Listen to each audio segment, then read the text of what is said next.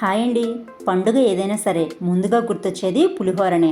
అలా అని రొటీన్‌గా చేసే చింతపండు పులిహోరో, నిమ్మకాయ పులిహోరో, సీజన్ అప్పుడు చేసే మామిడికాయ పులిహోరో, ఉసిరికాయ పులిహోరో కాకుండా ఈసారి సరికొత్తగా మంచి టేస్టీగా గుమగుమలాడే కొత్తిమీర పులిహోరని చేసి చూపించబోతున్నాను.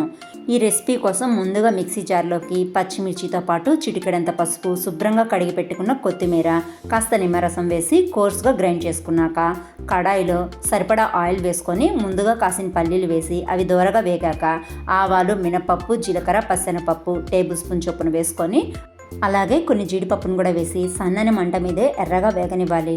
ఆ తరువాత ఒక ఎండుమిర్చితో పాటు చిటికెడంత ఇంగు కూడా వేసి మరొకసారి మిక్స్ చేసుకొని అది కూడా చక్కగా వేగాక ఒక రెమ్మ కరివేపాకు కూడా వేసి కరివేపాకు క్రిస్పీగా అయ్యేంత వరకు ఫ్రై చేసుకున్నాక ముందుగా గ్రైండ్ చేసి పెట్టుకున్న కొత్తిమీర పేస్ట్ని కూడా వేసేసి సన్నని మంట మీదే కొత్తిమీరలోని పచ్చంతా పోయే వరకు ఫ్రై చేసేసుకున్నాక ఉడికించి చల్లార్చి పెట్టుకున్న అన్నంతో పాటు రుచికి సరిపడా ఉప్పును కూడా వేసి మరొకసారి మిక్స్ చేసేసుకొని స్టవ్ ఆఫ్ చేసేసుకొని వేడిగా సర్వ్ చేసుకున్నామంటే అదిరిపోయే కొత్తిమీర పులిహోర తయారైపోతుంది.